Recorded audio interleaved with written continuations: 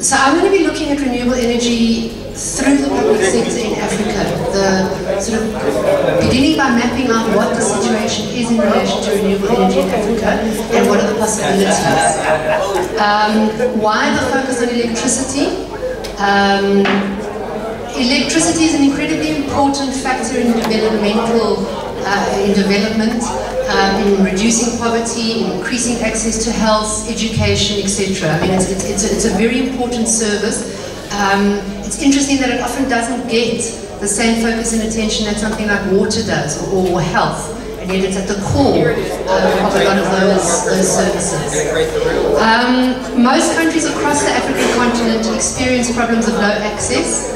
On average, only 10% of rural dwellers across Africa have access to electricity, and 41% live far from the electricity grid, which makes it difficult for them to actually get that access to electricity. Of course, it varies across Africa. North Africa has got much higher rates of access, sort of almost 100% in places, and South Africa has got very high access. But for most of Africa, the situation is low access. Part of the problem is low generation of electricity. Simply not enough electricity is being generated. And often where that electricity is being generated, the infrastructure is aging, there are problems of where the electricity is generated by big hydroelectric dams or hydropower dams. There's been problems of drought in some countries, and that's caused problems of outages and so on. So you'll find that in a lot of countries there are frequent outages that are happening. So not only don't people have access to electricity, but those who do have access experience frequent outages. So why renewable energy? Okay, you know, hopefully I'm talking to the converted here, and you're all strong proponents of renewable energy, but just to summarize why it's important. Doesn't emit greenhouse gases, so it doesn't contribute to climate change, which in the current context is very important. And many of you know Cape Town's climate. You'll know that this heat that we've been having is completely unseasonable, so we don't want more climate change. There are no fuel costs involved. You know, sun doesn't cost, wind doesn't cost. So energy produced in that, generated in that way, is not subject to volatile fuel prices. It increases energy independence. You don't need to import fuel. The cost of the technology has been decreasing over the last few years. It takes much less time to assemble and become operational than a conventional fossil fuel generation solution. And I think one of the most important factors is that unlike most conventional fossil fuel, which is these huge coal-generated or large hydropower plants which feed into the national grid, renewable energy can be done on a small scale, it can be done locally, and so it's possible in that way to think seriously about increasing access of people's access to electricity. So I think for me that last point is one of the most important points about why in the context of poverty, inequality, renewable energy actually has such potential and needs to be taken very seriously, apart from obviously the first point, which is also very important. The possibilities of renewable energy in Africa, despite the picture I sketched of low access and low generation rates, huge possibilities for renewable energy in Africa. So I've just tried to, I've put this table in which just shows solar, very high rates of solar in various parts of Africa. So you've got huge potential for solar energy. Wind energy, also got very large potential. Biomass, geothermal, large hydro, and small hydro. And hydro can go very, very small. It can go like really micro small. It does, when you talk hydro, it's not just these big dams, which can be very problematic for the environmental impact that they have. Here we're talking about really small hydro plants. Renewable energy can be accessed on-grid and generated from large utility-sized plants. For instance, they're planning an 8.5 megawatt solar PV plant in Rwanda. But as I said earlier, it can also be accessed off-grid, micro-hydro projects, PV installations. South Africa and Kenya apparently have the highest rate of PV installations in Africa, very high rates of PV installations. So that's those PV panels that you see on people's roofs. They count all that, and South Africa and Kenya are very high on that. So renewable energy is being rolled out in countries across the continent, but at a very slow rate. It's not a major component of the energy plan of countries, although it is increasingly a component of all countries' energy plans. So what I'm wanting to say is that renewable energy is the energy source of the future, and given that, a key question has to be ownership and control over its generation, transmission and distribution. It can't just be a side issue. We can't just say the most important thing is renewable energy for environmental reasons. Let's forget about ownership questions. Ownership has to be vital. So what are the current ownership and control situation? You have centralized state utilities. You have some private sector involvement. And then at a local level, generation and distribution, you've got private sector involvement, community-owned initiatives, rural electrification agencies, and local government. And I'm going to go through each of those in a bit more detail. Centralized state utilities, despite heavy World Bank promotion of privatization, most electricity is still in state hands across Africa.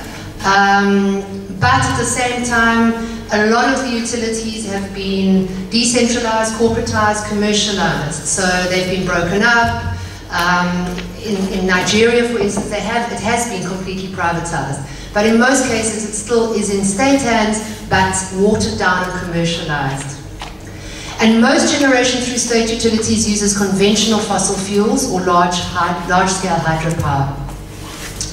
At a national level, the private sector is involved in transmission and distribution. So transmission is when you take the electricity from the generating plant to where it's going to be distributed to businesses, residents, etc. So those big overhead power lines that you see, it's a transmission. Some of that's gone to the private sector in terms of concessions and management contracts. In relation to generation, you've got independent power producers. More and more countries are, oh my goodness, are talking about independent power, are making the context possible for independent power producers to come in. But there are numerous problems that have been identified with independent power producers, IPPs, and their role in generation. Okay, corruption, expensive, not meeting their contractual obligations, etc. Today, most renewable energy plants that are being developed are being done through the IPP model. So in other words, it's not the state that is busy building wind farms or solar power plants. They're bringing in the private sector to do that.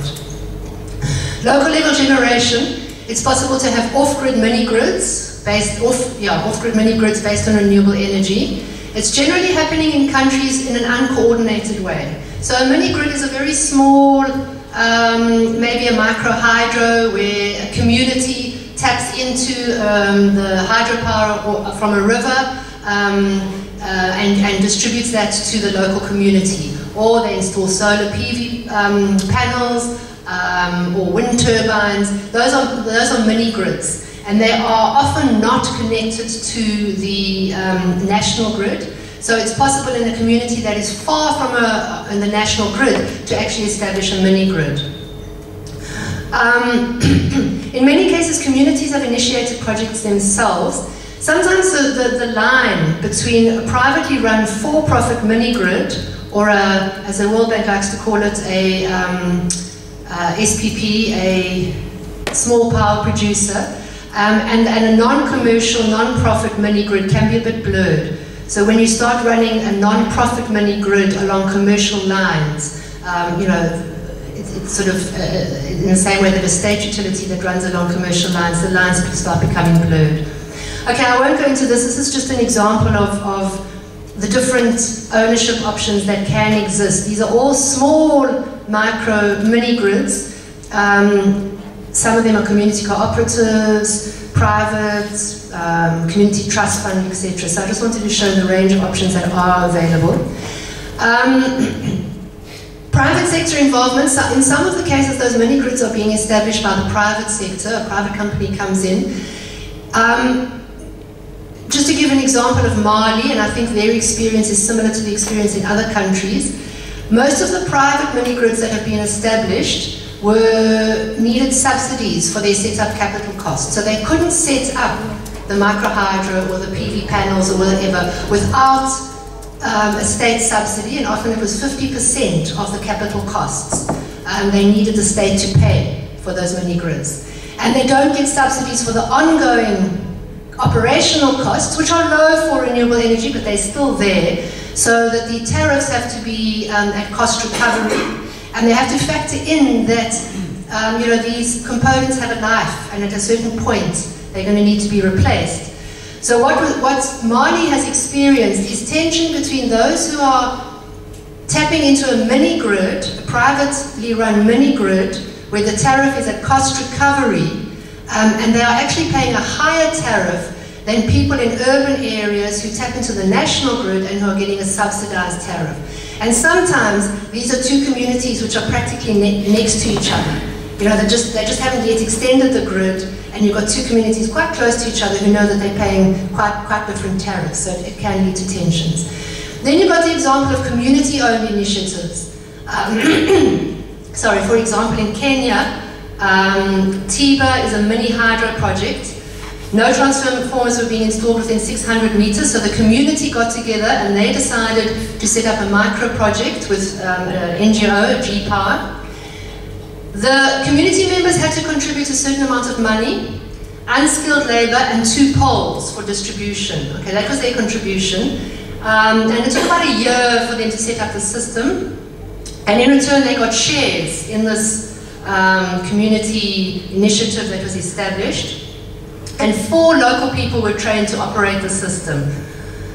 At the moment, it distributes electricity to 180 households from 6 a.m. to 8 p.m. Sorry, residents pay a flat rate. But there have been problems with it. For instance, there was no money to install step-up and step-down transformers, so there are regular voltage drops.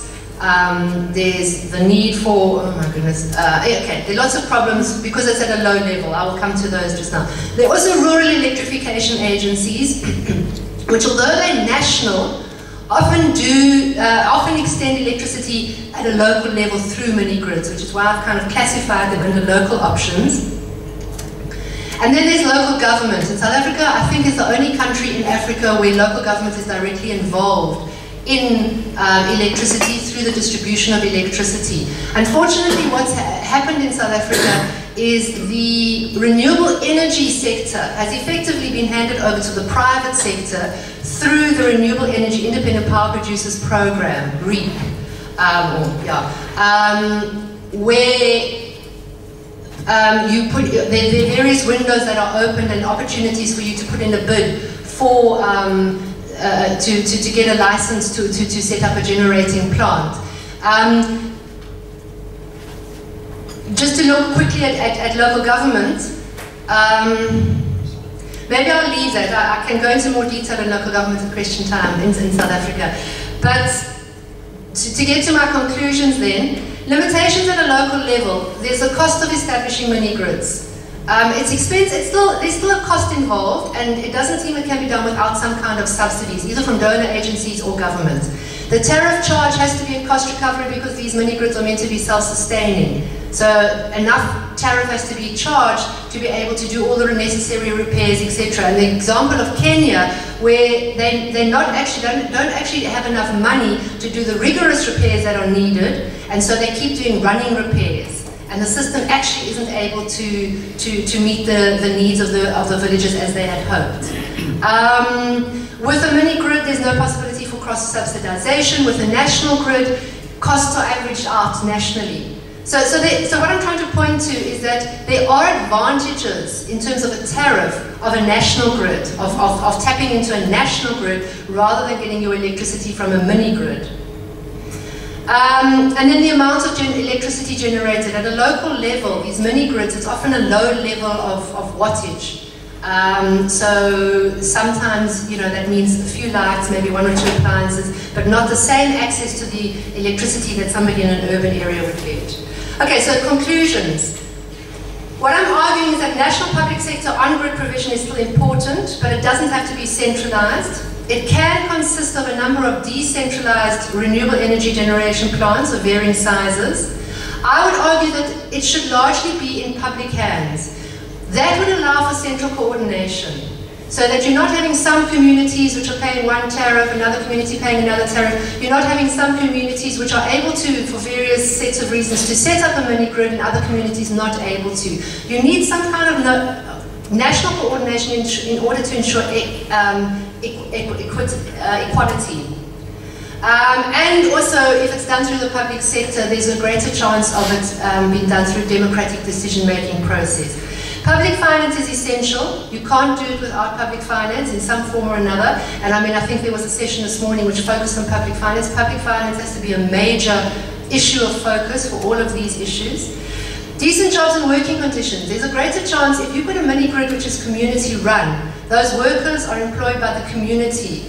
Would it not be better if there was some kind of employment by a state body, jobs are more secure, better wages, working conditions, etc. So there's that question as well for me.